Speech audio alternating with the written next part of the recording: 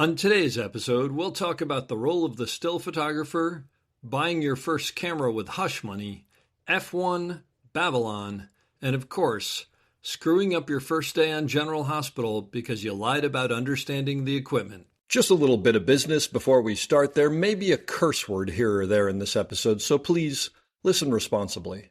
As always, our website, theop.io, is up and chock full of tips, tricks, and gooey operator goodness.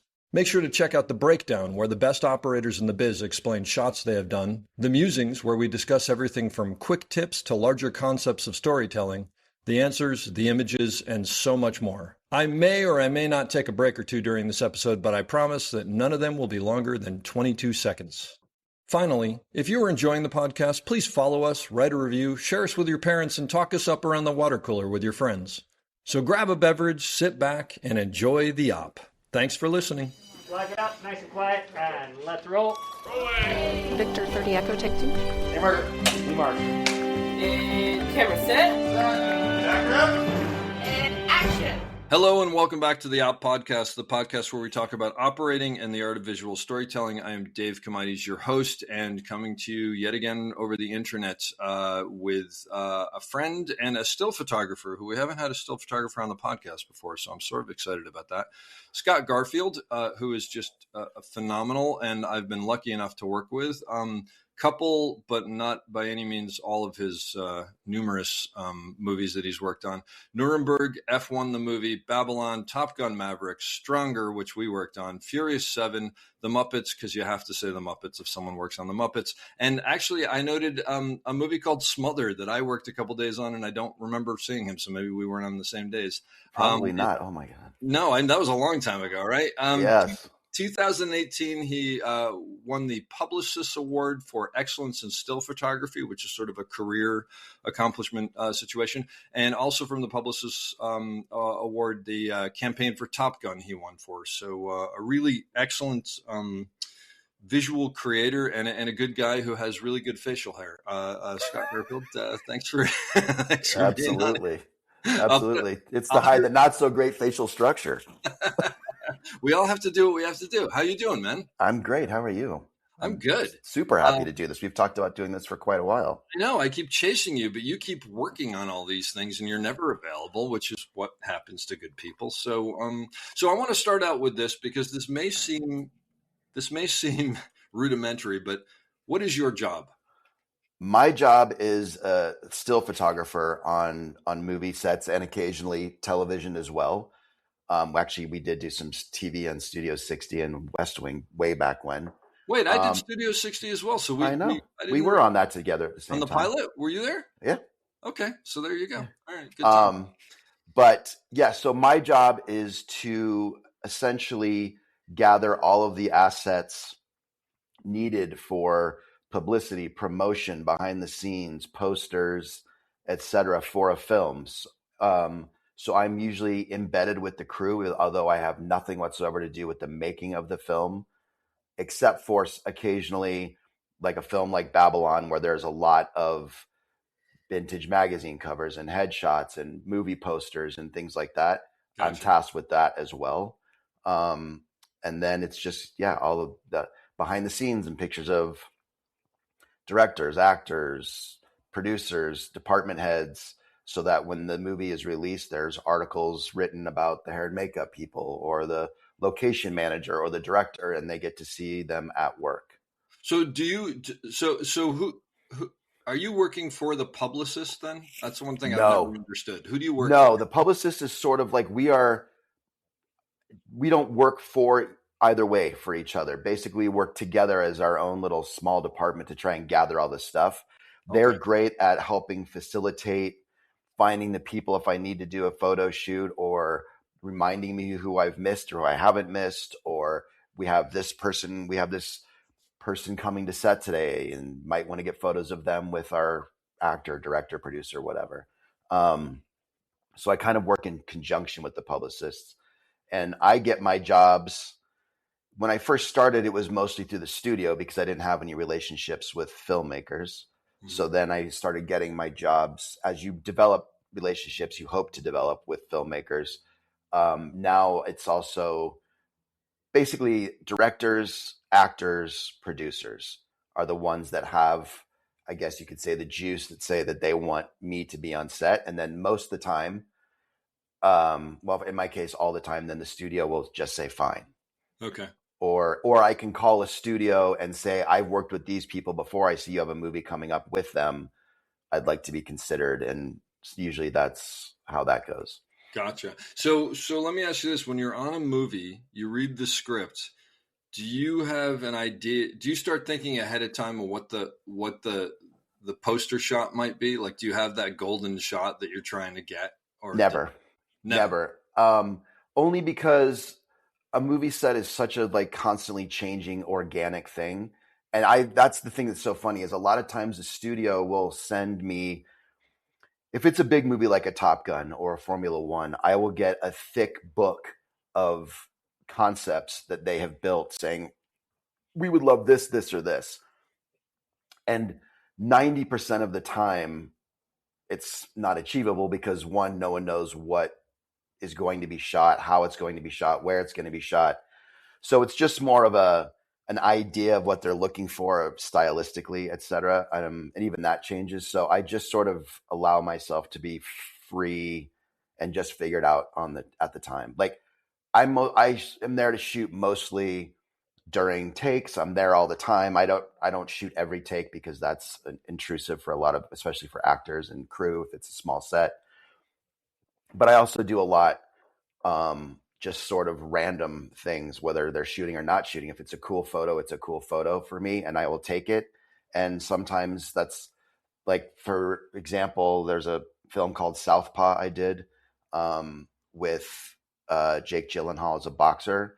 Mm-hmm. And it was in between takes and he was leaning against the ring and he bent over to spit the fake blood out of his mouth. And I thought it was a really cool image and that became the poster. And they took the blood out and then replaced it sort of in that blood color with the title Southpaw as it was coming out of his mouth. Oh, cool. That's very cool. Now, when another question I had, and then I want to ask you how you got into this because I don't want to get too ahead of myself, but when you take something like that or other times, are there times where you're taking an image and you're like, this could totally be the poster? Yes, for sure. And then sometimes I'm like, this is going to be the greatest poster ever.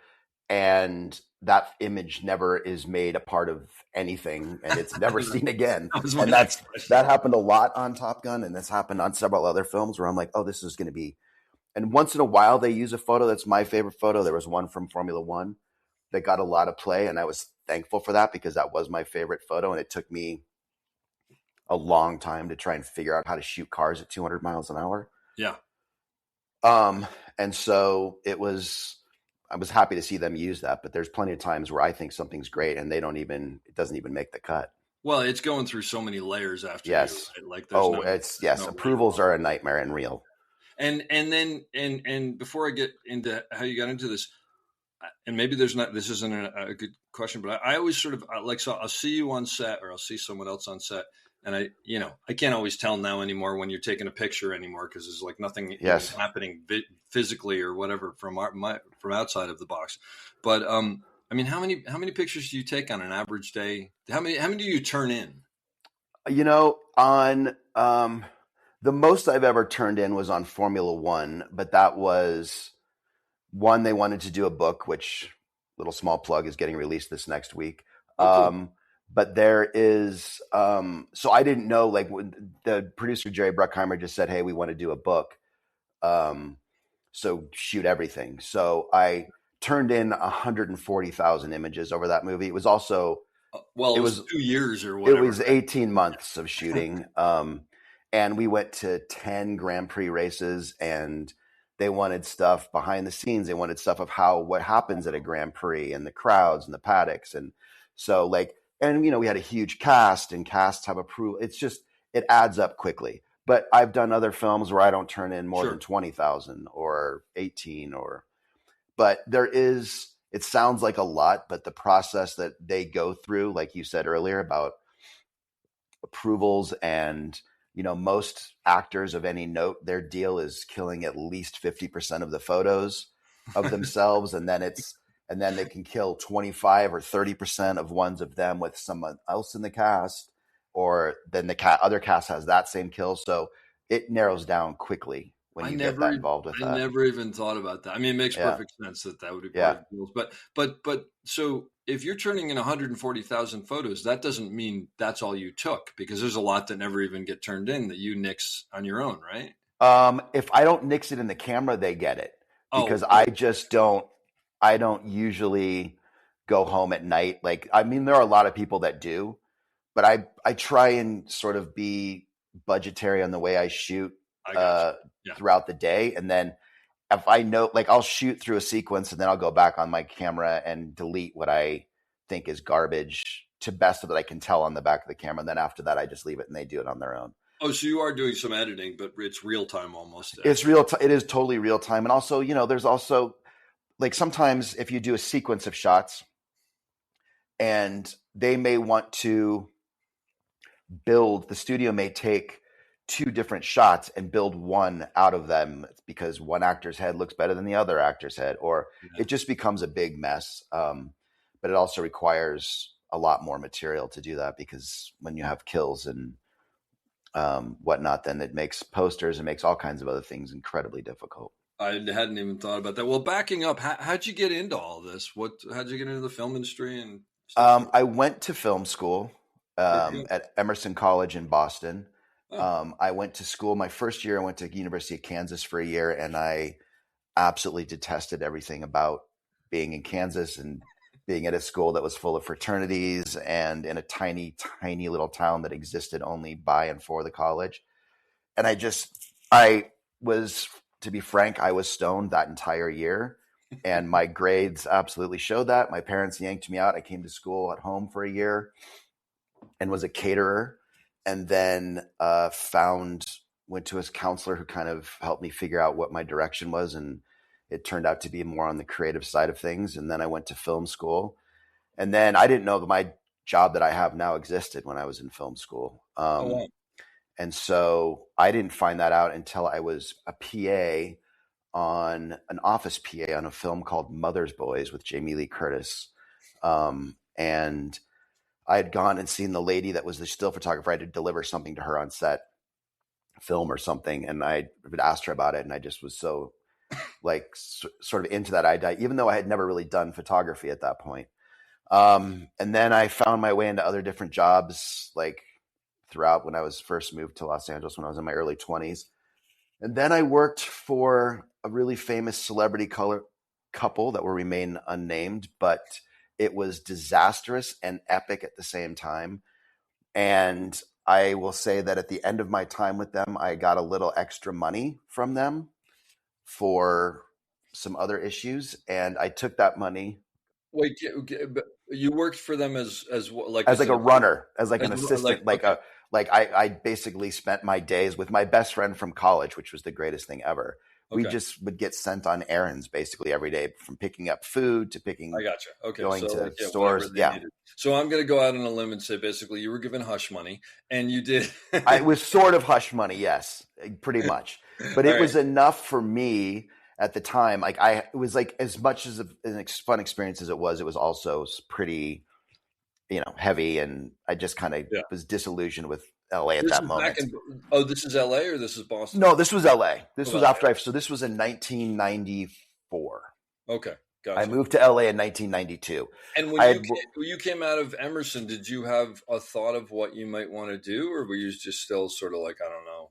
No clue. And Dave, to tell you, my very first job in LA was being a PA and a driver to pick up the actors for the live action Amazing Live Sea Monkeys Saturday morning TV show. That's great. That Howie Mandel was producing at the time. And he was actually an Emerson grad as well, I think. Wow. But anyway, so I took my hush money, and I had a roommate who was another roommate from college who was living in New York at the time. Mm-hmm. And he wasn't sure what he was doing. So we just randomly decided to go to India I think we were there for 3 months to just cruise around and get out of our respective little spots. And I had bought, with some of that money, 2 cameras that I knew nothing whatsoever about, because I thought I wanted to take photos in India. So I bought 2 cameras and One of the cameras was a medium format Mamiya 7, which has a permanently affixed lens. And then I bought I bought expensive cameras that I didn't know how to use. And then I bought a Contax with 2 lenses and a whole shit ton of film, and went to India for 3 months and kind of taught myself while I was there. That's cool. And this is another funny, like, what the fuck story.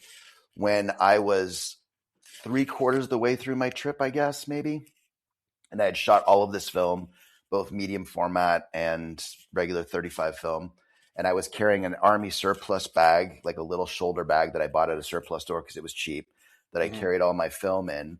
And I got on a train with my friend, and the trains in India were just basically, if you can get on that train, you're on. So that means if you're hanging off the side, off the roof, whatever. So we got ourselves in. We found one seat. My friend sat in the seat. I went to stand over him to straddle him on the seat because it was that kind of crowded.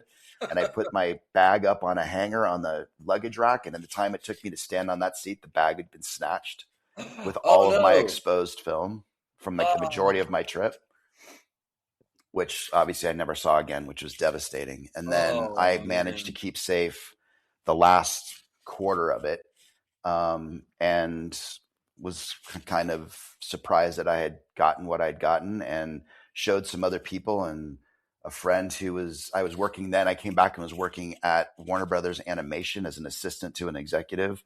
And I made friends with a lot of the artists, and they used to have art shows. And then I had one of the guys who did it saw my photos and had me do one for that. And then it just kind of took off from there. And then I started having panic attacks working in an office.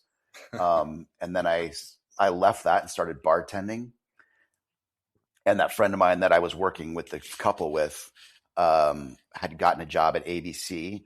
And one of the guys the guy from the photo department had called him to ask if he could schedule an executive headshot for the guy he was working for. And my friend said, "Do you ever hire people?" And he said, "Yeah, sure." And I had taken, I think I had maybe 8 photos from a couple music videos and a Rock the Boat commercial that I had done.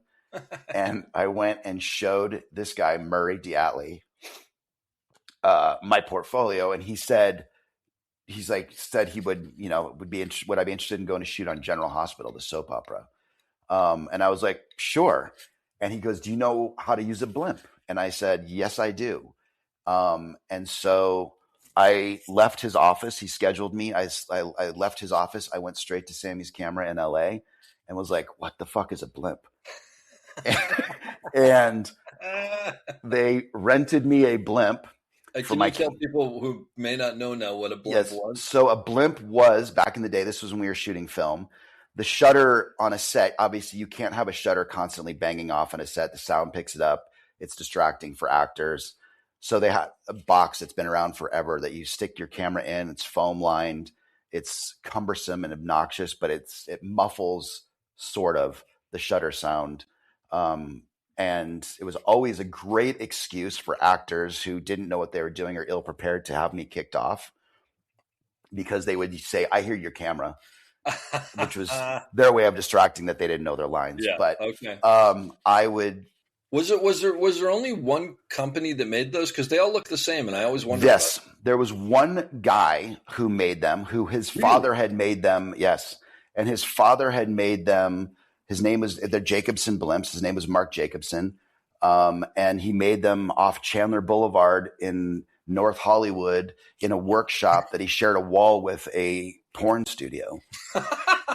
And we would have to go down there, and he was this cranky old guy, but he made these things, and each blimp had, the blimps themselves were all like, the cable was different that went inside to attach to whatever camera, whether it was Nikon or Canon, basically. The only 2 at the time. And then they had tubes that would go over each lens. So each tube, which was essentially a PVC pipe lined with foam, and he would have it fit over each lens, depending on which lenses you carried. And it was a nightmare. And I still have arthritis in my hands from using those things. That's no joke. It was literally just a box, a big, thick, foam lined aluminum box. Wow. And so That was a blimp to keep the shutters quiet. Now with digital, it's a completely different world. Yeah. And that guy, that's a business that doesn't exist anymore. There's no, he was the last one, and he basically retired at it was timed out perfectly for him. Like, he was getting old and cranky towards the end, and then there were a couple other people that tried to make blimps as it was at the worst time ever because digital was 2 years away. Yeah. And we didn't need them anymore, but like the other one that I used was a company called Aquatech, who normally makes underwater housings. Oh, that makes sense. Yeah. And so they started making one. They were the only ones that were successful. I actually went with another photographer friend, and we had some mocked up at some places to try and make our own. It just never worked out, but and thankfully it didn't. We didn't spend a lot of money because digital came and ended that, which was amazing. Great. Wow. So I rented my blimp from Sammy's camera, and I went to my first day on General Hospital, not knowing what I was doing. Yeah. And I kind of figured it out, and I got in the way and learned my way around stage quickly. I mean, soap operas are shot on a sound stage, 4 sets down either side of a stage with an alley down the middle, so the cameras can move up and down. Their peg dolly cameras, and there's 3 cameras, and I would just figure out how to shoot. And so that was film days. So I turned my film in from my day on that set, and I got a call from Murray, who said, "Do you want to come down and look at your stuff?" Because it was on contact sheets at the time. And so I went down to his basement office in Century City, and he puts these contact sheets in front of me, and he goes, "Do you see anything here?" And I was like, "It's all crooked." Because my camera, I couldn't afford at the time to have an extra grip that went on the bottom of the camera that held the batteries and the motor drive. I just had the basic body itself. The blimps were always built for the grips included on a camera. Okay. So there was this gap from where my bottom of my camera sat to the rest of the bottom of the blimp. And it wasn't sitting. And so it basically slipped and dutched in the box. But you had no way of knowing. No. And so he laid these contact sheets out in front of me and was like, "Did you know how to use a blimp?" And I said, "Nope." And he goes, "Do you think you do now?" And I was like, "Yeah." And he goes, "All right, I'm going to give you one more chance." And I never stopped. Wow.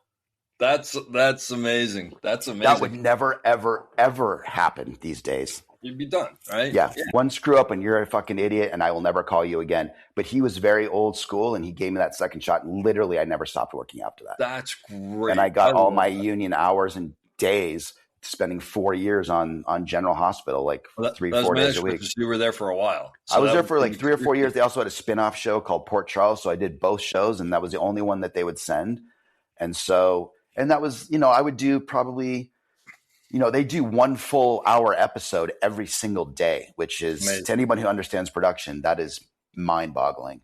Yeah. So, so I had to fulfill a lot of stuff, all those soap opera digest magazines, all that kind of stuff. So wow. I did all of that for 4 years to get my days to get into the union. And then the people at ABC at the time, as soon as I got my union card, it was also kind of almost simultaneously, maybe a year or 2 later when digital came around, but they started sending me to shows, and I fucked those up bad too for a million different reasons. One of the best lessons I ever learned when I walked onto one of my first times as a union set, and it was like a real TV show, no longer just like a 3-walled set and all that. It was an actual on location day with the actor Bill Fickner, who I hated so much after this day, but then I actually worked with him later on and I liked him. But it was my first day on the set, and they used to send us with they would just say, "We want these certain scenes covered. Like, you show up, we only want you there 8 hours a day." The crew may have been there from 6 a.m., but I would show up at 11 a.m. because that was with scenes where they thought they would take place. And I went into the set. It was I think it was my first union day on a set. And I walked in, and they were blocking a scene because they'd already started. And I think the show itself had already been shooting for 3 months or something at the point. And so everyone knew each other. I was a complete unknown walking in the middle of the day. And I walked into the set, and they were blocking, and they were about to start doing a rehearsal. And Bill said, Hey, who are you? And I just said, "Oh, I'm here to do stills." He goes, "Oh, cool. Can you do me a favor, man? Can you just move a little bit to your left?" So I moved, and he goes, "Can you just a little bit more?" Yeah, just a little bit more. And he moved me right out of the set. Oh my God. Wow. And I was like, "Oh, okay." Wow. And Okay. so I messaged that I just, one, walked in the middle of them trying to rehearse, and two, I hadn't introduced myself to anybody. And so, yeah, that was a So very, you're saying the fatal mistake that you made was just walking in and starting to do I your just like job. walked in. Yeah. Like I didn't pay attention to what was going on. I just was like nervous, and I was like, I got to get going. Yeah, yeah, And that's just, you don't do that on a film set. I mean, our yeah. job as a photographer is to, if you're doing it right, no one does know you're there, or they don't care that you're there, or because we're not part of the process of making a film. So if I'm not there, the film's still getting made. Everyone's job is still getting done. So Yeah. that's a lesson you have to learn, is to just know your place. There's a lot of people that don't understand that concept, but um, I learned that day one. So Yeah. I'll tell you I mean, I very rarely am aware of the still photographers on the sets that I'm on, thankfully, which means I'm working with good people, or maybe most I'm of the working. time, yes. I mean, you're lucky someone hasn't like been in your path while you're using the Steadicam. That is Well, a there has been that, but there was one show, and I will not say what it was or who it yeah. was, but I remember this was when digital first came out, and the eyepieces were really crappy, so I was looking at a monitor as opposed to the eyepiece. And I remember his hand kept on coming in with his digital camera, and it would come literally almost in front of my face. And I remember turning around and going, "Dude, like, Can I have some really?" And he space? goes, Yeah. "Well, that's where the good frame is." I'm like, "I understand that, but first of all, maybe talk to me and we can figure something out." I mean, And also, that's why I am in this frame, because yeah, I'm exactly. making the That's movie. why I'm here. And, Yeah. and if you go, I need that shot. It's like, great. Well, then let's figure it out. But like, it would literally sort of just move up in front of my face, and of course, then it takes my Yes. I'm not paying attention anymore. And yeah, he was interesting. But and I remember that was the only time. I think that's the only time I've ever had that where I think that he felt like his job was more important than mine. And I'm not saying Yeah. my job is more important than But his. it is. Oh, well, it is in the moment potentially, but at the end of the day, we all have to do our thing. So it's like, how do I do my thing and you do your thing? And most crews have that mentality, but there are people that will destroy that in a crew. Or for me, like particularly with actors there are actors like Tom Hanks who you can say, I could stand directly in his eye line in the most intense scene of all time, and he will say and do nothing and not notice it. And I'll say, am I okay here? And I remember him saying to me one point, if I see you, I'm not doing my job. Wow. That's great. That's great. But that right there, you can tell is someone who goes, nope, you got to do your job. I got to do my job. I have to figure out how to do my job in a way that you can do your job, because it's all important. Yeah. And there are other actors whose the world is their eye line, and they're yelling at boom operators. They're yelling at focus pullers. They're yelling at the actual camera operators. They're having blacks put up in front of directors and producers. So no one can, like, it's a completely different thing, but you have to be able to navigate both personalities with the same vibe and attitude. And well, it seems like the Tom Hanks of the world, you don't have to navigate at all, because you want to be professional, but you don't really have to worry about it. So, not giving any names, of course, you get a movie at your point in the game where you go, oh, this movie is with this person. I either have worked with them before and they're problematic, or I've heard. What's your game? How do you do that? What do you do? It depends on the level of issue. I've never, and I've said this to someone the other day, like I've been very lucky in the fact that I don't know which came first, but like the day I had with Bill Fichtner on my first day, like I had most of those days. I spent a good 6 years doing network television, and I found that network television, and again, it might have been like my naivete or the way I worked or how I was still learning, that those actors were exceptionally more difficult than traditional film actors have ever been for me. And I don't know if that's because I was trained, and then by the time I started shooting features, I was far better at navigating those personalities. But I have never really I've had like famously difficult people like I tend to do well with. And I think maybe it was because my time in television working with actors who were just, I don't know, man, like they felt to me like, not all obviously, but there were a lot that they felt like They felt like they thought they got screwed and that they should be doing better than what they were doing, that they were worthy of better than what the show was that they were on. I mean, I worked on a show that was where the title Night was in the title, and the main actor was having tantrums that we were working at night. And I'm like, it was in the title, dude. Why did you take the job? Title. That's really funny. That's really funny. Oh, man. It's just navigating personalities, but I've never had like a lot of difficult people on films. Like you and I have done a film together where the lead actor is known for being very hard, but I also did 5 films with that person and got along great. But I learned the process. I learned what I could get away with and what I couldn't get away with really quickly. And then I just carried on and it just worked. And I've sort of become like I get calls for those movies a lot for people that are more difficult for that reason. Yeah, because they know that you're going to go in there and navigate and try and get what I can without disturbing them. Like if someone tells me they don't want me shooting, I don't shoot. I'm not somebody that's going to like go hide around a corner and poke my long lens around because it's just, people do that out of being scared or ego or whatever it is. I just like, if you tell me not to shoot, I'm not shooting. Yeah. And also if you tell me to go away and like, maybe we'll try it in another take, to me, that's like, we're not trying it at all. Yeah. I'm not going to come back in every 3 takes and be like, can I come in now? I got you. Yeah. So when you come into a show and you someone you haven't worked with before, someone you work with before, I'm assuming you already know the shorthand and you know what to expect because you've been there. But when you come into a show with someone who's a harder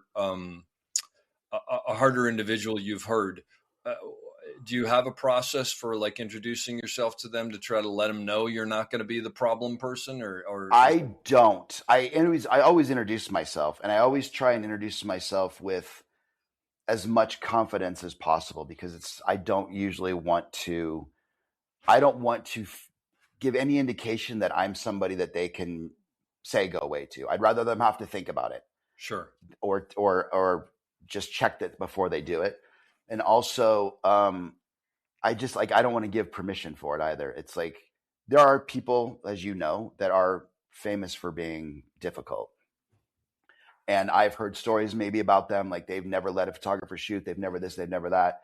But I always have been in the school of they'll tell me, that's it. Like if they want to tell me, then they can tell me. Yeah.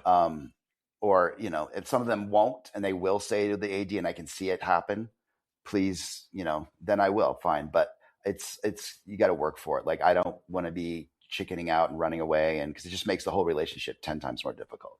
Gotcha. So let me ask you a question from a camera operator point of view. For a newer camera operator who maybe hasn't worked with someone with your experience before, what can they do that helps you, and what can they do that's problematic for you, or what would you hope they don't do? They can stay out of my fucking way. No, I'm just kidding. And that's the podcast, folks. Thank you very much. No, actually, like I don't. I like, to me, it's not a question of that. Like I make everything work as best I can. Like, because I don't want to even be a thought or a consideration. Like I appreciate it always when I am. Like there are plenty of operators, yourself and obviously included in a lot, who will say, actually for an operator, I don't, because they have a very specific task. They have to be in a specific place, have a very specific movements they have to take up. Like, I'll negotiate with, back in the day, I would ask, a focus puller to use a longer whip or something like that, so they could back away so I could shoot between them if I had to. But I also try and find my own shots. It's like, I'm not always, I don't feel like I need to be next to the camera all the time anyway. So that just alleviates that problem most of the time. Sure. I negotiate with a dolly grip, and it's usually if they're just sitting there and if their hand is like resting on the post, they'll be like, hey dude, can I just, or can we move this seat post to the other side of the dolly or something like that. But that's the furthest I will go. Usually it's up to me to make it work, not them. Gotcha. All right. Well, that's interesting and appreciated. Cause I always feel like, I'll sort of look where the still photographer is. And if I'm in the way and I don't have to be, I'll always go, you want me to move out of the way? Yeah. I mean, like sometimes like you guys will, like I've had operators that'll switch to the dumb side or whatever to operate if they can. to get if one there's take or whatever. yeah, Yeah. if they're, if it's an action scene, you're doing whips, like it just depends on what's happening. Like, if they lean back, it's all appreciated, but none expected. Yeah. No, that's a good way to put it. What's the toughest part of your job? Um, there's a few things. I mean, I guess the toughest part is the fact that you have, and a lot of people on set don't understand this. Like even people I've worked with for years, like, will ask me the same questions you've asked me. Like, how often do you shoot? How many pictures do you shoot? Like, and they don't really understand. Like, I mean, if I had a nickel for every time I've heard on set, you've got the best job on set, dude. It's so easy. It's all lit for you. It's this, it's that. And I'm like, God, you're such a fucking idiot. Like, it is and it isn't. So, yeah, is it easy in the fact that, like, this whole crew has lit this entire set and the production designers built the set? Yeah, same for you. Like, sure, a good production point. designer built this up for, like, the DP and the gaffer lighting it. Like, it's all the same. Like, but also for me, it is that there's a lot of pressure when you have an F1 that has a $300 million budget. Like, you better show up with materials that make it a marketable film, because as like Tom Cruise is incredibly obsessed, particularly with still photography, because I think he came up at a different time as well, but also just understands that the value of what you have to have a good, like, the first thing anyone ever sees of a movie is a photo, period. Yeah, well, it's part Always. of the machine, right? And Yeah. he knows the machine. Yeah. Yes. So whether it's like, now you go on Instagram and they're like, first images from the set of this movie, or here's the first poster. Like, the imagery, the still imagery is almost always the very first thing anyone sees of a movie. So if it sucks, then no one's interested. There was a story I did actually on Southpaw that was a very funny of those things, which had shot this particular photo of Jake Gyllenhaal, and he had gotten himself in insane shape. And he just lived the part. And I got this really, which I thought was incredibly strong photo of him. And they wanted a first look photo, which was gone away a little bit now. Now they let paparazzi do it. What's a first look photo? It's just that. It's like, so to tease that a film's being like just started production, or it just, a lot of times they'll try and do photos of actors, especially if it's a costume kind of thing or a period thing, where they want to release something before, like, they're like, oh, this is a whatever, and this is Brad Pitt in this certain look that no one's ever seen him in this look before, and okay, we have to go on location next week. We should release something so that the paparazzi don't plague us on set to try and get that first photo of Brad with shaved head or whatever. So they'll do a first look release to try and minimize that kind of thing, or to just get people excited about it. So we're doing one for the Southpaw film, and it was an R-rated heavy duty film. And I found this photo and I liked it, and I showed Jake and he loved it. And so we went to, at the time, the guy that was on the set of this, like, there was a studio production executive on set who, at the time, we were like, we want to do this photo as a first look, like the publicist, the studio, everyone was all in on it. It wasn't like it was just Jake and I, like, hey, show. And so he goes, oh yeah, I love it. And he showed his 14-year-old daughter who was visiting on set, and she went, ooh, that's scary. And he killed it. And we were just like, wait, what? Like, first of all, she's not the audience for the movie. Yeah. Second of all, like, this is the movie, and it was him in the ring, and it was a menacing photo, which is what we wanted it to be. And he killed it. Then another week or two went by, and he was no longer at the studio. And we then we went and ran it again, and it was a really talked about photo. A lot of people were like, it was all about his body, and it was all about how crazy it looked, and it worked. And it was, again, like, almost killed by a 14-year-old girl who wasn't the audience for the film to begin with. Wow. Yeah. There you go. So you mentioned paparazzi. I mean, you must have to deal with that on many levels. And I do, in Los Angeles, no, because there's the New York. laws in LA, like you can shut a street off and they're not allowed to get there. You do deal with them, but it's usually at a much greater distance. Jake in particular was somebody who was always very sensitive to that. And we did this film, End of Watch, which is the first movie I did with him. And we were shooting in some of the worst neighborhoods LA has to offer. And he would see people who had paid somebody in their house to go upstairs and shoot through their windows above our set. And he would catch them every time and point it out. And it was, is that right? He had just like an eye for it. It was crazy. Wow. So yeah. And then, but I did a film in New York a few years ago, and that was absolutely miserable. It was bonkers, right? I mean, like, I'm not going to say his name, but there's one person, individual we all know. Yeah. He is a psycho, and he has made it difficult. The first time I was in New York, he's 4 feet away from an actor, and I'm like, "What is going on here?" And they're like, "You can't touch him. He knows." Yeah, the laws exist because of him, because he fought it and sued and did all. So anyway, they were like, there was days when there would be 30, because the movie was Wolves with Brad Pitt and George Clooney. So that was the first time they'd been together since the Ocean's movies, and everyone loved it. And we were shooting all over New York, and they never ever got bored. They would be there outside their trailers from every day until we wrapped, and they would never leave. And there was probably 7 guys that never left our set, and then another 15 who would show up occasionally. And it was just menacing. And at one point, our particular friend, like, we were shooting under the Brooklyn Bridge, and he literally was leaning on our camera operator to get his shot. And we were shooting a close up. Yeah. And it was just like, what the fuck? And I was just like, get away from me. Are you kidding me? Like, I know that this isn't legal. I have my personal space. Yes. I know.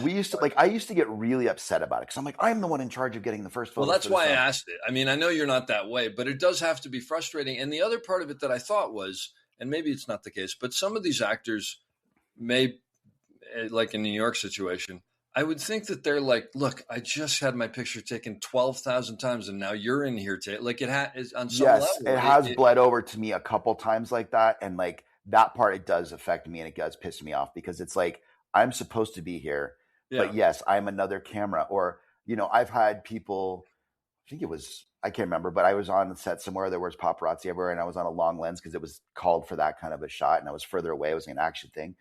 And the actor at the time, I can't remember who it was or what film it was, like, pointed at me all pissed off. And then someone said, "That's Scott." He goes, "Oh, okay. He's the real one." Yeah. That's always. Why I asked, because like, on some level, they have to, even though they know you're not that, it's like, oh, there's another guy with a camera. Yes. And it does hurt sometimes. Like it does hurt me doing my job sometimes. Yeah. Like, there were times on Wolves where I would walk away, because I was just like they would step in front of me, and I'm just like, good Lord, like, they just had no respect whatsoever for like my job, even though I try to get, like, I was like the point where, like, I've gotten to the point of where I have the confidence to not care. So like, if you're going to shoot over my head, shoot behind my head. Please don't put your camera in front of mine or whatever. Yeah.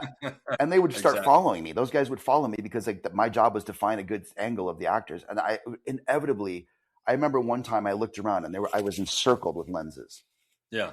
And one day I was like, what the fuck? Wow. That's just crazy. I was thinking about something you said where people have said you have the greatest job, or the easiest job, or whatever. And I was thinking about that, and I was thinking, like, I know I don't, I mean, we all have cool jobs. I mean, sometimes it's an absurd business. Like, it's a fantasy.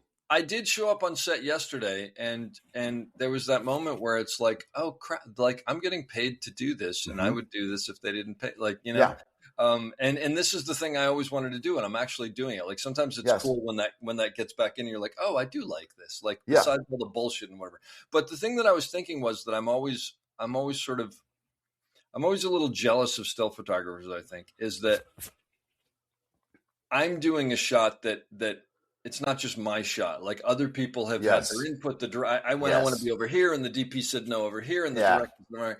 Whereas you can go around, and even if it's just like you were saying, like some cool shot that you want to do, you can do that. Like, I always think, like, that must be great. Like, actually, I'll post it on there. But I remember when we worked on Stronger, you snapped this, I think with your phone, maybe that picture, remember, through the through the chicken wire. Yeah. And I just happened to be standing there or something like that. And it's the greatest picture. And I remember thinking like, oh, that must be so great to just be able to, not that we don't all do it ourselves anyway, but it's sort of funny, like that thing, like about me having the best job on set, and that thing, it really, and in some respects, 100% it is. I'm not like, oh, you don't know how hard it's just that my job is just not something that people see on set every day. Yeah. My job is not like the real part of my job doesn't happen until the movie's being released, when the rubber meets the road and everyone, like, it's either you pulled it off or you didn't. So yeah. Like the pressure of my job comes much later. So like, yeah, I'm chill on set because also I've done it long enough that I'm not in a panic and I'm not weaseling in and freaking out and causing all this uproar for nothing. Like I do what I feel like is going to be work. And if I don't, I don't. And I don't have I think what people like is that I don't have, like, for you, like if you're working, and you're not always working with like your favorite DP. So like you may visually disagree massively with your DP, and then there's no battle to be fought there, especially depending on their personality. And you take the shit shot if that's what you have to take. But for me, I don't have to do that. But conversely, for me, there are times where like my job becomes very difficult if you're shooting in a tight set and it's really small, or there's just like I have to tell my story. You guys have 24 frames to tell it. I have one. However, like I also have to figure it out on my own. No one's making it work for me. Yeah. So, you're a department of one. Yeah. And like no one, obviously there are people who will, like I've always said, I went on my headstone to see, put it where Scott was, because that's usually where I will be. And next thing I know, the key grip or the gaffer are like, there's a stand coming in, there's a light coming in, and then I'll have to move, or boom ops or whatever. And I have to I always am the last to be able to find my space. I hear you. Yeah. And I used to go and try and do like this whole place holding thing, which is just a total farce and bullshit. And so now I just sit back until they've called actors in, and then I will walk into a set and figure out where I can be at that point. Because to get excited, or because there's too many times I've had shots and I'm like, this is going to be so fucking beautiful. And then woof comes a flag or like something. And I'm like, oh, well, that's now shot to shit and I can't do that now. So I try not to get excited about that kind of stuff anymore. And I just try and make what works once I get in there. Yeah. Well, it's one of those things that I always tell people. It's like, I know I wanted to do the shot this way, but nobody's ever going to see the shot I wanted to do and the shot we did and compare them. That shot doesn't exist anymore. Move on and whatever. Yeah. But it's funny you were saying stand where Scott is. I did years ago. I did a documentary in Haiti. We were following Paul Farmer, who ran Partners in Health, and there was an AP photographer and an AP reporter. Obviously, we're doing a story on him as well. And what we realized both at the same time was like, I would come over and find some shot of Paul that I liked or whatever. And then he'd be off in the corner doing something different, taking his pictures. And we would invariably like notice each other and realize that we would slowly come to the other one thinking like, oh, there must be something better over there. Yeah. But, and that's happened to me before on film sets where like, because of that reason, I remember on Southpaw, there was an image that I took. It was a behind the scenes image, but, and it was cool because I was a boxing film, so I could be around the edge of the ring and like blend with the other fake photographers. Right. Yeah. And so it wasn't like, because it was a shot directly into the camera operator shooting in the ring, but like it didn't matter because I technically could have been there. Sure. So anyway, I got a shot and I shot it. I showed Mauro Fiore, the DP, and he's like, oh man. So he called Antoine, the director, over who shot it, and was like, and we'd already moved on. We were moving to another scene, and we had went back the next day to rebuild so he could have that shot. Yeah. Oh, that's really cool. Oh, yeah. That's great. That has happened several times. Or like, I worked with Darius Kanji on a TV series, and he's the best. Darius Kanji did a TV series?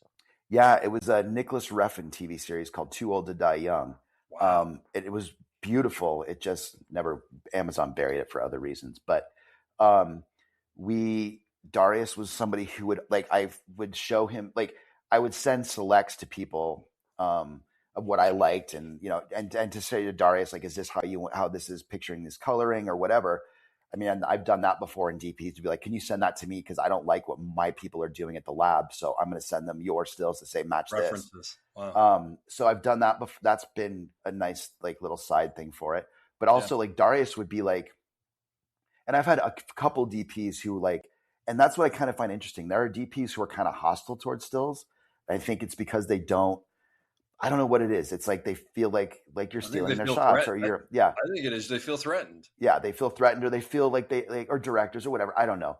But Darius was somebody who was like, please, if you see something cool and we're not seeing it, please just show me. Like, I don't care if it, like, actually, I just did the second Joker film for like a month. And Larry, the DP there, and Todd, the director, I had sent them a batch of selects after my first day, and they were like, they did another shot that I had done a day afterwards, because they were like, just, can you please start showing us, like, if you see it on the day, just point it out. Like, we will use it or we can't use it. Because for me, like, again, it's like, editorially, I can be somewhere that you guys can't. Absolutely. Yeah. And so that's another benefit of my job, is that, yes, you guys have like the perfect frame for this, but like, I can go somewhere else, and editorially it doesn't matter because it's a single photo. And so, sometimes I don't say anything because I'm like, well, I don't know where you are editorially, and I may be on the other side of your line or whatever. Sure. But yeah, they were like, please point things out as you see them, and we'll decide whether it works or not. But if it's something cool, please show us. I mean, but I think that's the sign of people who are secure in what they do. 100%. To me, that's what that is, because they're going, I don't care where the good idea comes from.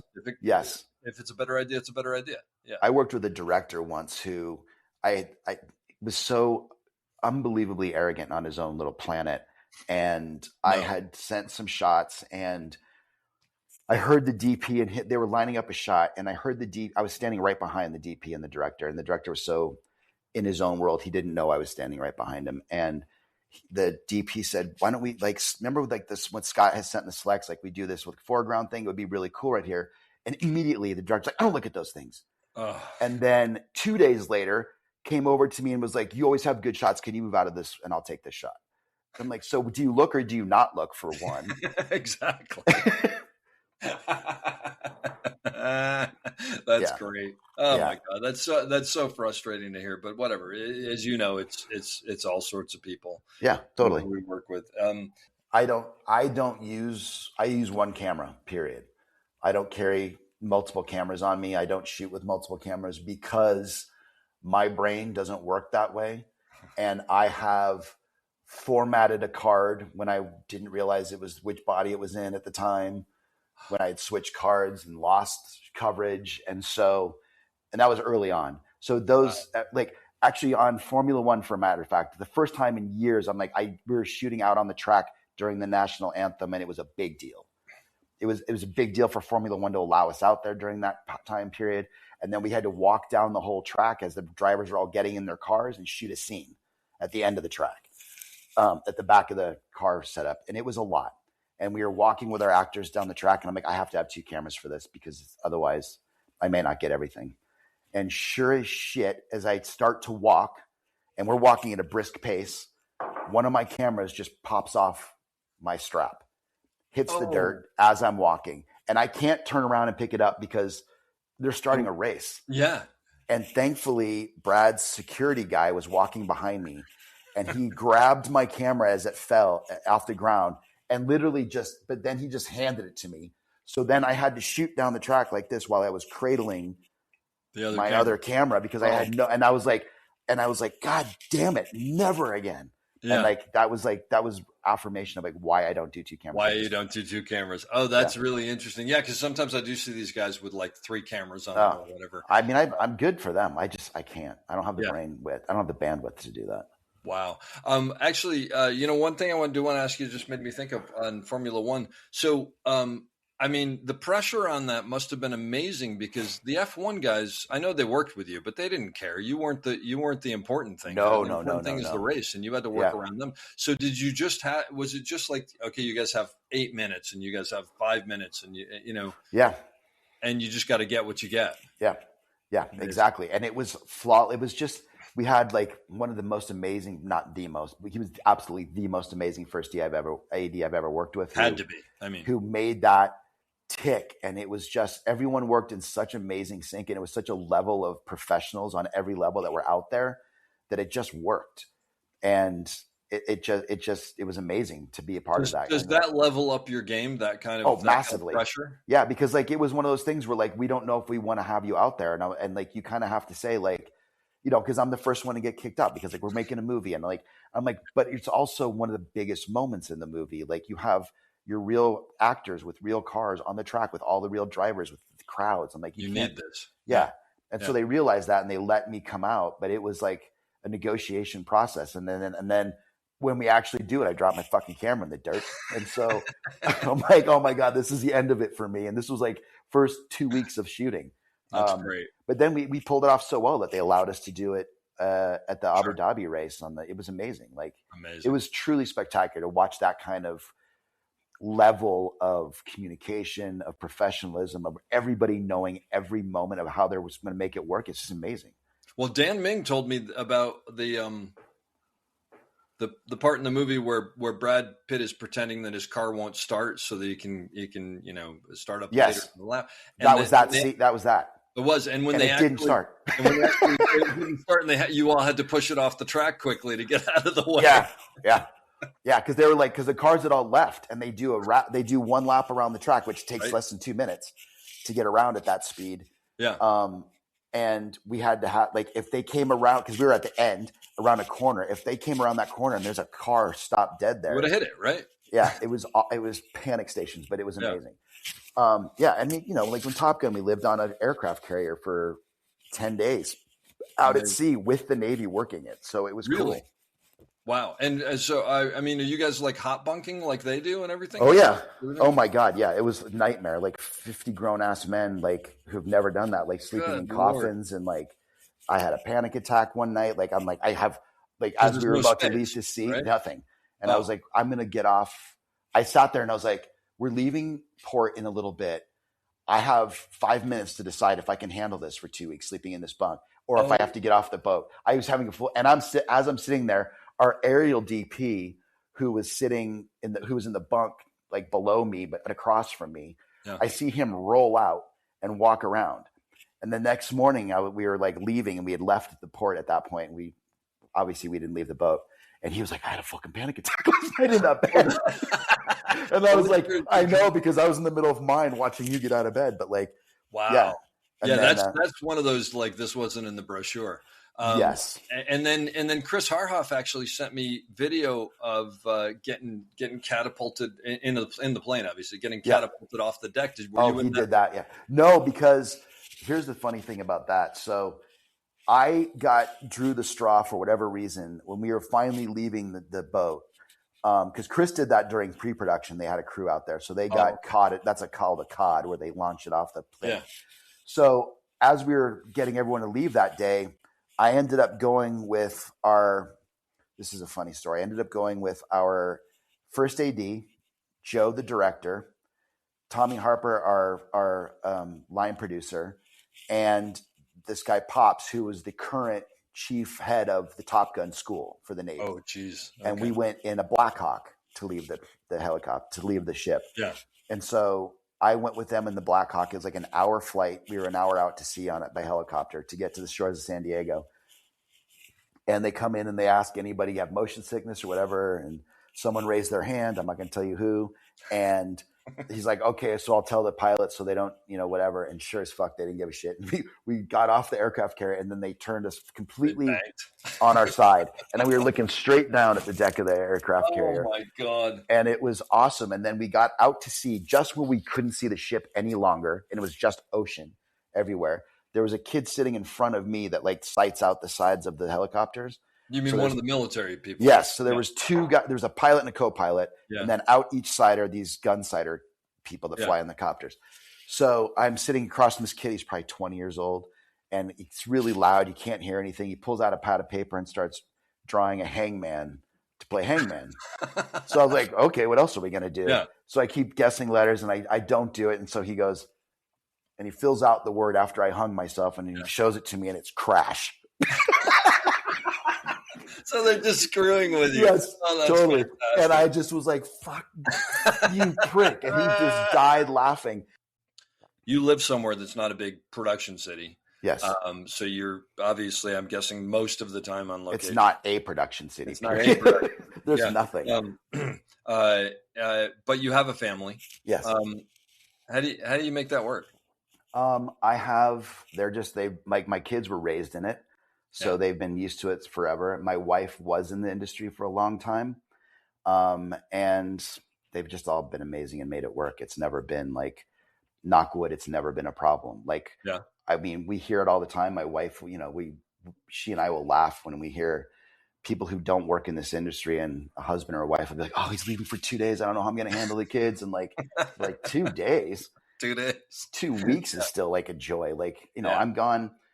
I was in Europe on Formula One between Formula One and Nuremberg, because Nuremberg was slotted in as we had a break on Formula One. So I was in Europe for 18 months. Wow.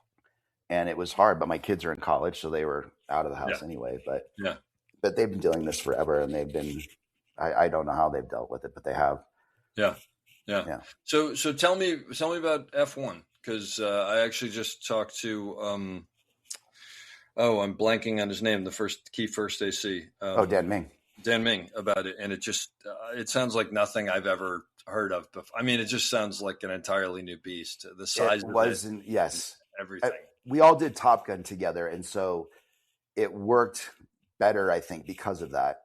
Like, everybody knew each other everyone knew how each other worked. You hit the ground running, yeah. And I mean, not that I had anything to do with the camera stuff, but like, they were just, I mean, Dan Ming's a freak of nature. Like, the stuff he's amazing. Yeah. He engineered all of that stuff, and I know. like, Yeah. it was incredible. But that was something that like I really wanted to do, and I was able to do it. And like I said, like day one, it was one of those days where they were like, the director Joe had said, we want a photo to put out of the car immediately, of our special team car that they had built.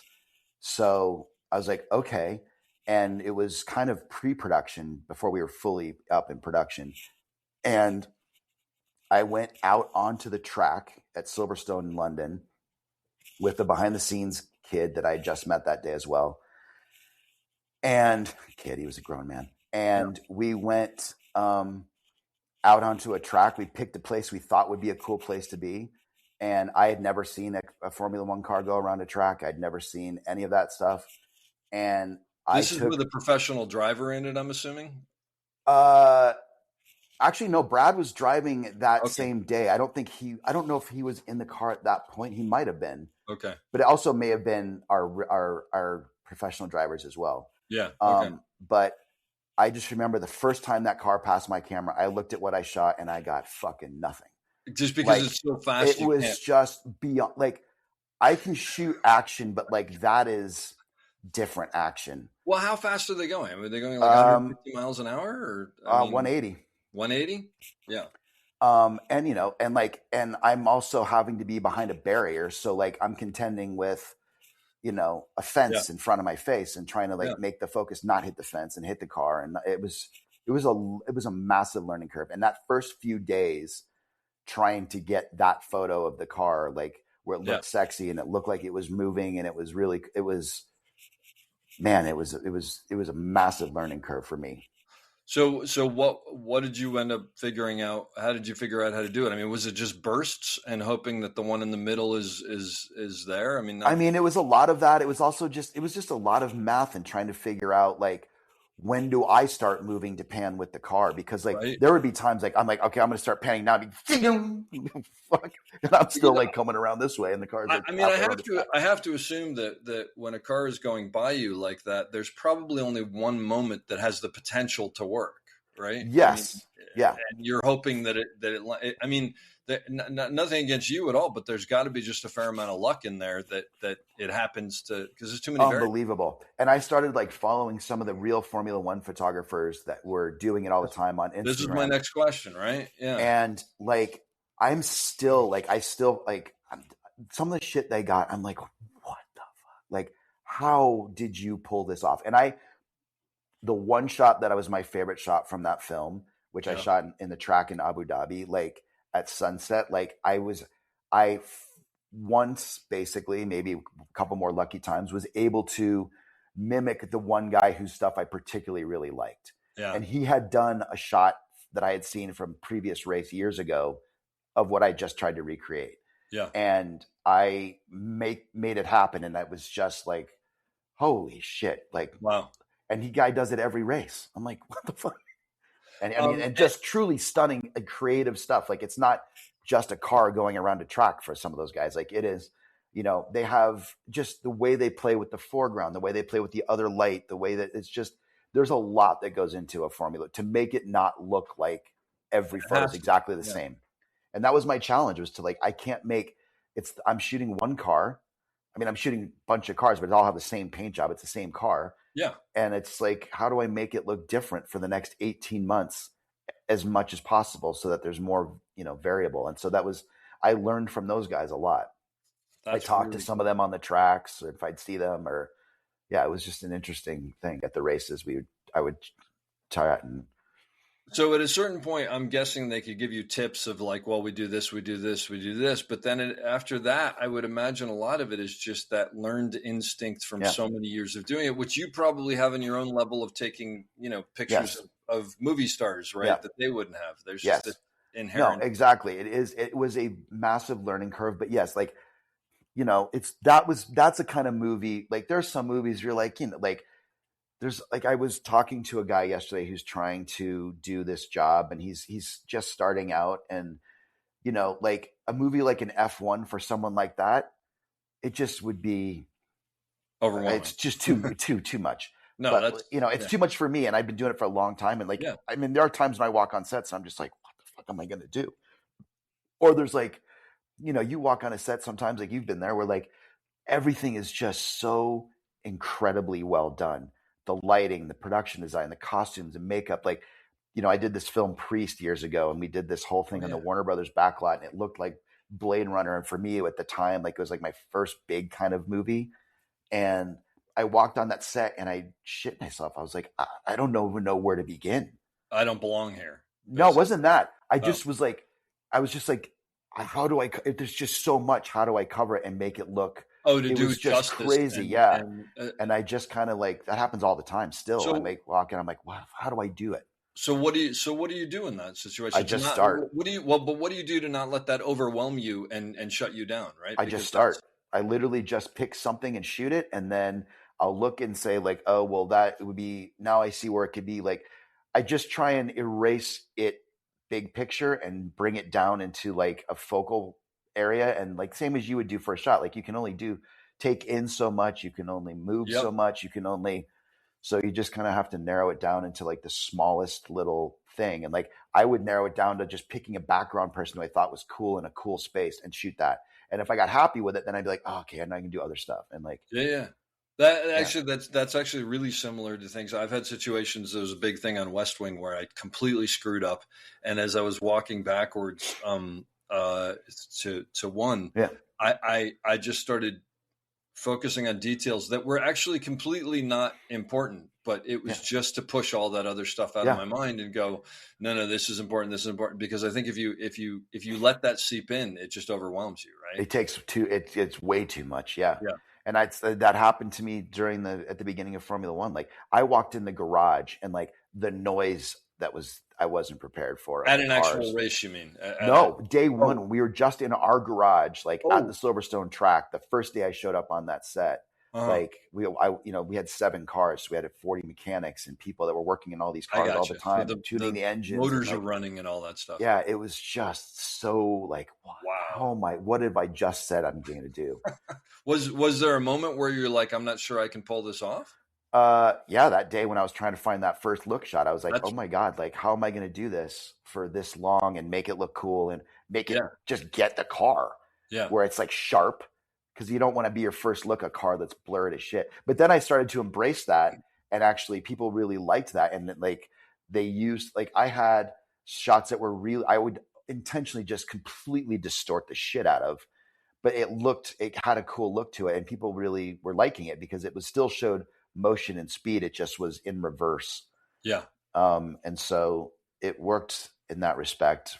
but it took me a lot of experimenting, and thankfully I had a lot of time and stuff to experiment because we're running cars all the time. And so I would do one lap one way and another lap another way and see what worked or what didn't work. And sometimes I'd get cool shit. Sometimes it was all a disaster. And I'd be sitting there like forward delete, forward delete, forward delete, forward delete for like 700 shots. Nobody sees. Yes. Yeah. And it was like a nightmare. That's really good. He only takes a couple solid pictures. Oh God, no. 140,000, like I said, but like, oh my God. But I would just sit there and there was a lot of that 140,000 were those runs where like, I just didn't have time to go through my camera and release 500 of those images. Yeah.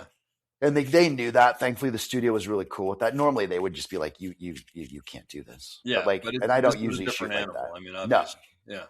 Yeah. But it was fun.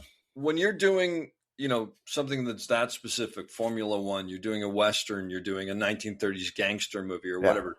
Do you research stuff ahead of time from that period and whatnot to go? I like this. I don't like this. Yeah, totally.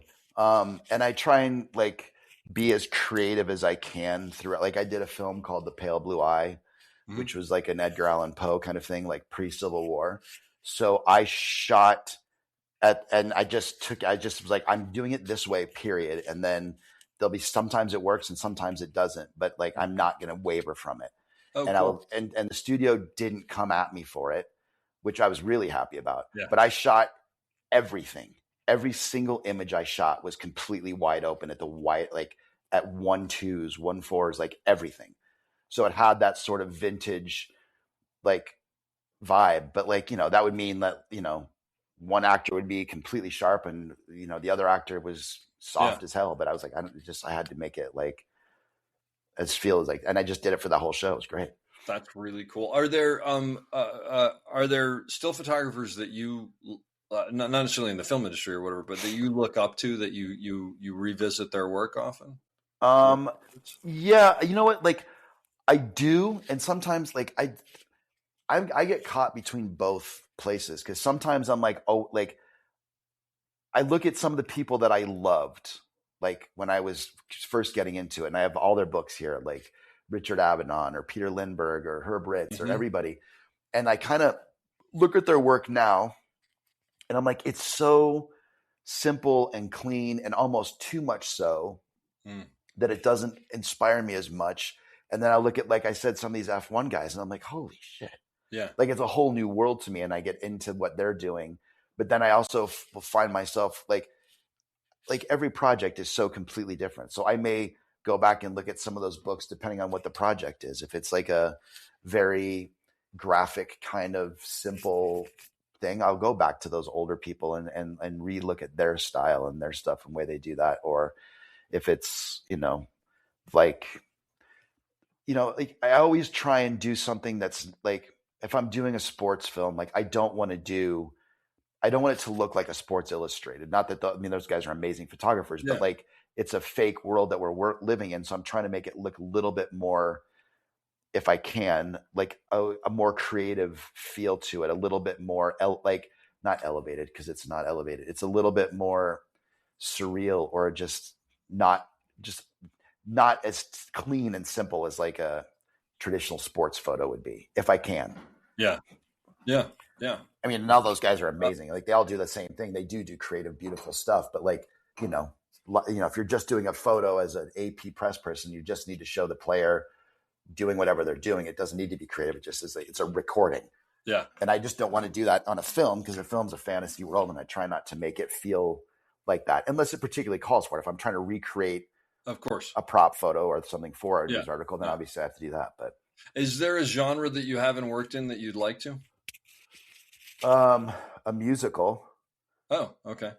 Would be fun depending on what one it would be. Yeah. I remember doing the Muppets, like that we had a big musical scene at the end on Hollywood Boulevard with like hundreds of people in the Muppets. And like, it was so cool. That's great. And like trying to capture all of those moves and the dancing and everything in sync, like that's a whole other challenge too. Like, can you get that photo where like every leg is in the same spot or every arm is in the same spot? Like that's a challenge, and I love that kind of stuff. That's amazing. I wouldn't have thought about that, but that's fantastic. Was the Muppets fun to work on? I always love talking about the Muppets. Extraordinary. Like I learned so much about everything there, and like that was another challenge, like to make them feel like they're in a world and they're not puppets, and you're cutting out the heads and hands of puppeteers. Like you can't have that stuff there. Sure. And like, but then I have photos that are great, like of like when we were doing a scene where they're all there and like they all use these little monitors that puppeteers do to look at the camera to see how they're moving, and they're all lined up. It was just so cool to see. Amazing. And I used to have to do, like, obviously for a movie like that, we had a shit ton of guests that would come to set, celebrity guests or studio guests or kids, and they'd want to have their photos done with the Muppets. And there was a woman who would sit behind me and help me talk the Muppets' eyes at the very specific spot into my lens, because even like a gnat's ass hair off and it's a puppet. Yeah, it was like super cool. So like I would learn to talk it like up, down, to your left, to your right, and then like stop there because they're alive or they're not. Yeah. Oh, yeah, wow. I never would have thought about that. That's really cool. That's very cool. I want to ask you one specific question that I had on my list, which is crew members taking pictures on sets. There's, I mean, look, it's a ship that's gone because it just happens, right? But 100%. But like, what's your take on that? My take is do what you're going to do. Your photos aren't going to fuck with my job. I'm not a cop. And I don't really want to, it's a quick way to make enemies with the very people you don't want to be enemies with. Yeah. And there are people who are more respectful of it than others, knowing that that's affecting whatever. Yeah. But I try, sometimes it pisses me off, but because there's other things. When it really pisses me off is if you're on a set and you're a particularly difficult actor or whatever, your relationship with that person as an operator is vastly different than mine will ever be. Yep. Because they're not there for me. They're there for what you're doing. So your relationship, the way you guys talk and how it works always works better. But for me, I don't have that, and I don't try and have that because it just creates a different thing. Yeah. So when they pull their phones out, particularly operators, when they pull their phones out and they're doing cool photos of the actors on set, it kind of pisses me off because I'm like, if I was doing the exact same thing right now with this particular person, they would probably be pissed because I'm shooting them. But for whatever reason, for you, it's fine. And that double standard, it's not necessarily the operator's fault, except that they're, it's just, it annoys me. That's the only time it annoys me. When we were on Top Gun or when you're on Formula One, how can you ask somebody who's living the same incredible once in a lifetime experience to pocket your fucking phone and no memories for you? Yep. I don't want to be that guy. Yeah. I mean, I just, when we were on Top Gun, there was a scene where the jet flies over Ed Harris's head. It was a Blue Angel jet, but it became and they skinned it as another plane as an experimental plane. And that thing was flying maybe 100 feet over our heads at Mach 3 or something like that, whatever the speed was. It was insane. And I remember I was shooting that scene and I looked up and it was just a sea. We were all pushed up against the camera truck. I think it was going to fly over. Yeah. And it was just a line of cell phones in both directions. I'm sure. Yeah. And I was like, why? I'm not going to say anything. Put your phones down. It's just, exactly. It's just that's an ego thing that I think that causes people to get pissy about that. Like I said, for me with the operators in particular, or it's mostly operators because they're the ones that have the closest relationships with actors on a set, aside from a director. Yeah. And so when they are exploiting that relationship to get cool photos that I know they're then going to put out, on their Instagram accounts or whatever, one, they're not held to accountability the way I am, and ownership is the way I am. I can't do anything. I'm supposed to have permission on every photo Sure. And not moment. To mention, now there's that crazy thing where I've been on shows where they put out a thing and they say, hey, we'd love you to take pictures on set and put them on Instagram, just hashtag it with, and I always send back, I go, I'm not doing this. That's been done. And most crew people will come to me and I'll be like, please don't do that. Yeah, And they're I like, always okay, no, forward I that just on wanted to to check. 600 Yeah. and say, look, this is what they're doing. It seems I haven't seen it in a while, so maybe that's gone away. I think it did go away. Like there That- was our magazine for our union at one point did that on a film where like, and they called the crew, like the camera crew, and said, anyone who has cell phones, please send them to us. And I flipped out, and I'm like, that blew my you're mind. supposed to be like our Yeah. union rep. Like Exactly. it says on the front of a call sheet every day, no cell phones, and you're asking for cell phone photos. Yeah, that's unacceptable. Yeah. I mean, it's. I was trying to tell someone because I was mentioning to someone, it really pissed me off, and they were like, "Why does it bother you so much?" And I was like, "Imagine if they said, hey, if anybody has a camera and they want to film the scene that we're doing, and exactly, maybe we'll use the cut." You yes, know? and that's what I've said to them. I'm like, maybe I'll start asking the DP, like, what he thinks of this shot. Yeah, and like, and usurp the operator, be like, this angle's pretty cool, and then like let the operator be like, oh, like I'm like, it's a weird thing to do that, but like, it's so strange. And again, it's like it is. People just don't think it through, and none of it's malicious, and no one's like trying to like take my job, especially as an operator, because you have a better job. But like, I don't like. It's just those moments irk me, and it's mostly my own ego, probably, and just the ease of like. I mean, look, but I think ego. I understand why you're saying ego, but I wouldn't even say it's ego because I think it's just like no. There's that you have your job and I have my job and they have their job and like let's all be respectful of that. It's funny because you say like operators taking pictures of the actors.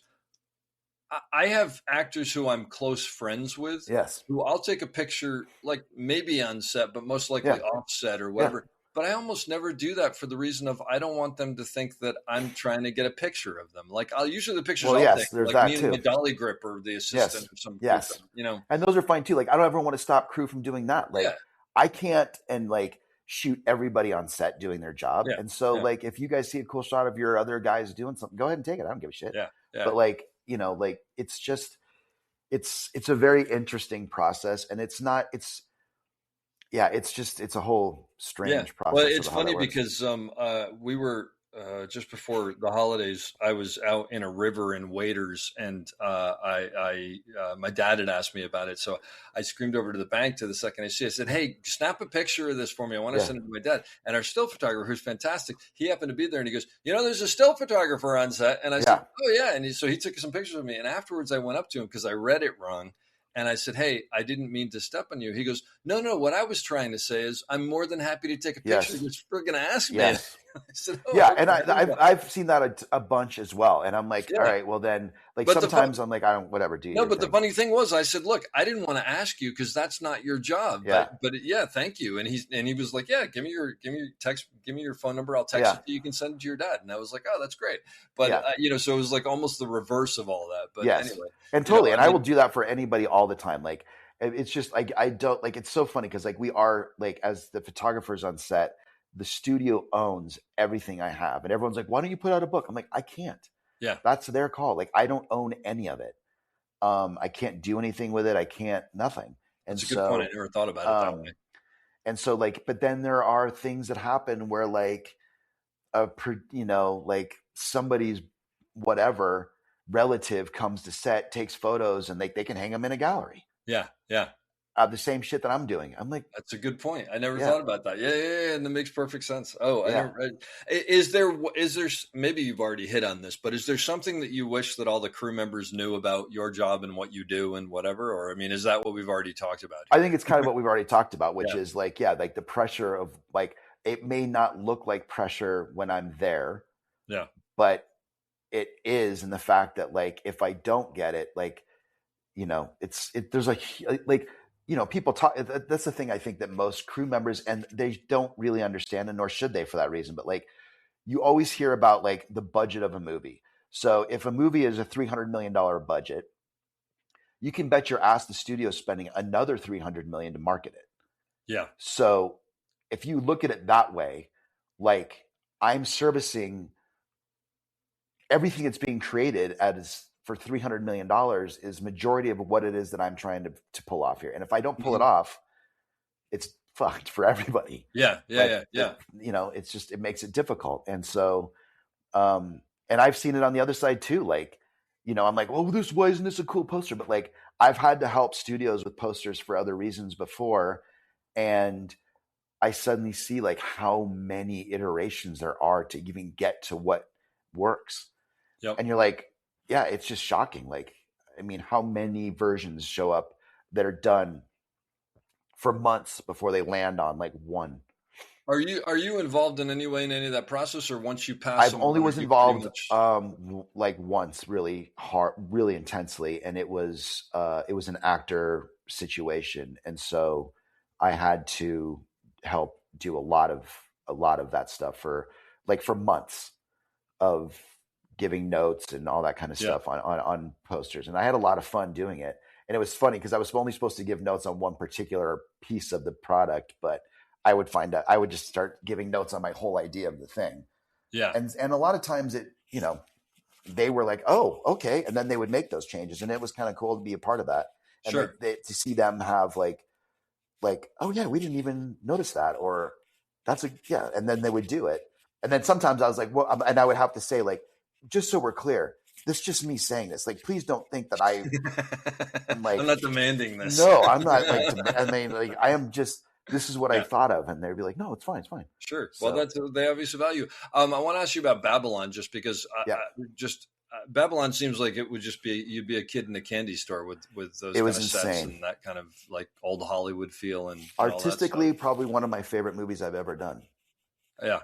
Yeah. I mean, just for it what just was seems like you available. probably couldn't look anywhere without finding something interesting to shoot. Right? No, that was one of those where like, particularly like the opening party scene. Yeah. Where like I was telling this story yesterday. So when they built that scene, and I knew we were shooting it, it was 5 days to shoot that scene at the LA Theater downtown, and I was like, it was like I knew it was going to be debaucherous and sexualized and super crazy.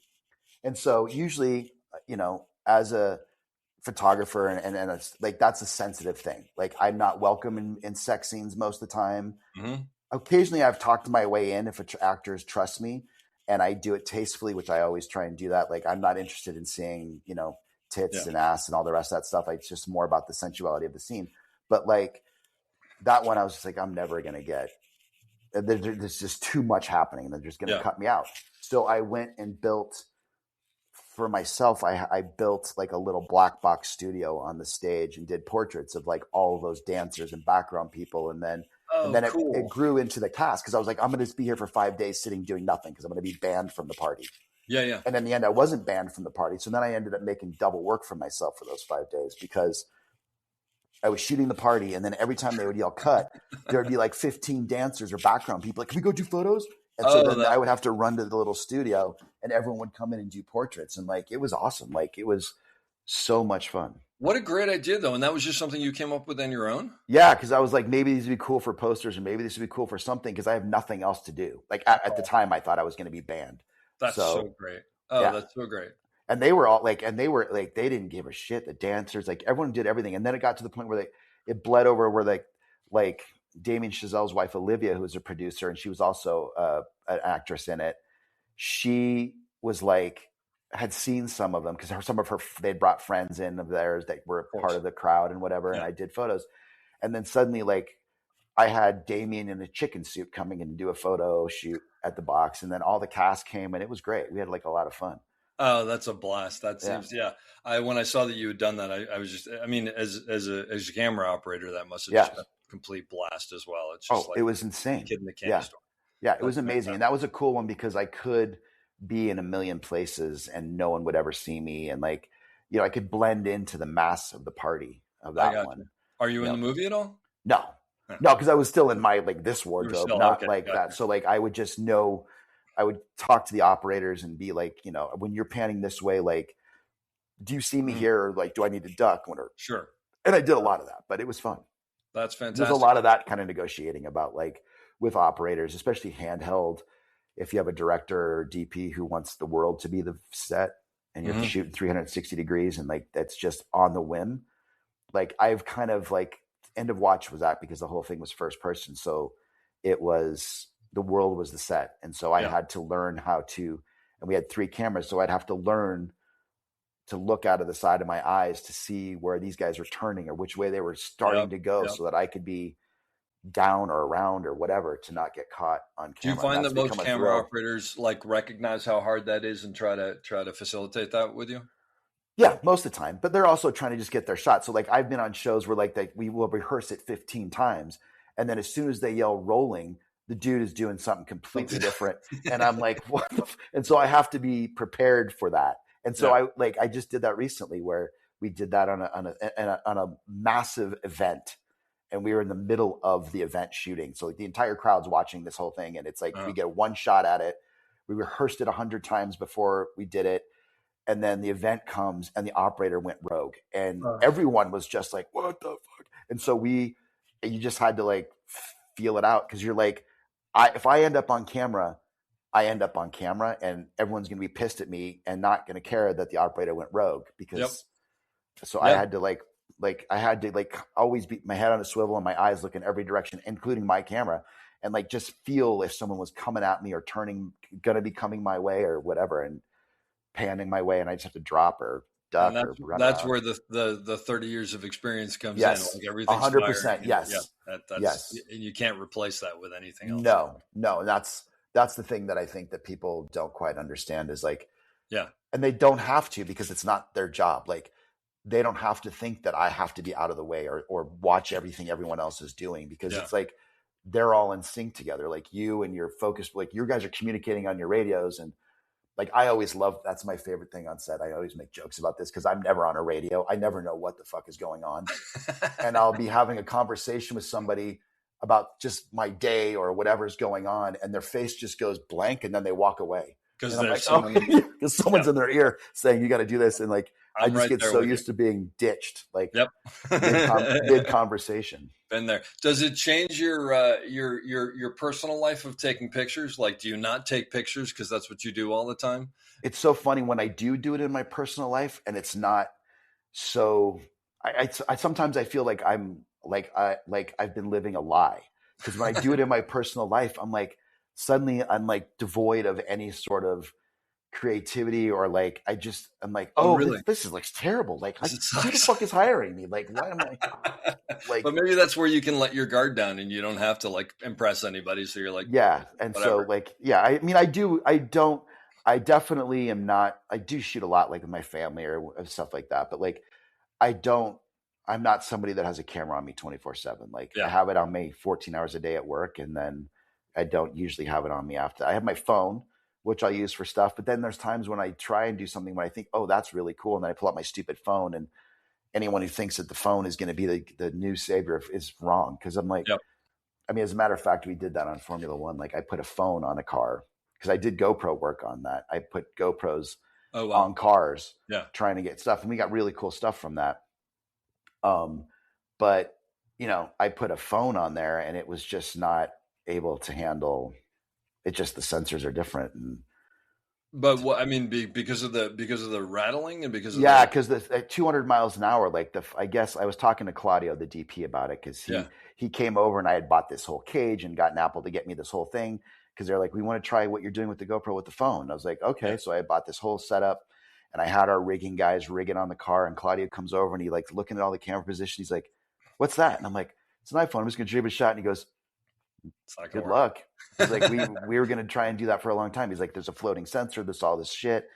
And I'm like, well, I know, but I'm just doing it because they've asked. So did Apple want to do it so that if it will look good, they could say this was shot on an Apple? Yeah, exactly. Like as part of their advertising. Yes, of course. And it just the sensor couldn't handle it. Was it just like all blurry basically? Or it was insane. But they actually liked it, and I think they like. There is a photo I took. I don't actually. That might have been a GoPro photo. But they used, but it was, it was, that they have in the book. That's like a double page spread. That's just complete vibration madness, and the flames coming out of the back of the car, but you never know what's going to be cool. Yeah. Right? Like what stuff is like, exactly. Those fuck ups can be really cool. Yeah, absolutely. Well, Scott, this has been really fantastic. I appreciate you. And actually, like, I've learned a lot from this because I don't really get to sit down and talk with you guys very much because you're always doing your thing. And hopefully we work on something again soon. But I hope so. You only work on big things, and my career is basically over. But so not true. All of our careers are over. No, hopefully we'll get to do it again. Do you remember me from Studio 60? Yeah. Were you only on the pilot, or were you on the show too? I was on the pilot for the full time, and then maybe I did. I mean, it didn't last but 3 episodes or something, right? No, it lasted 22. Oh, it did.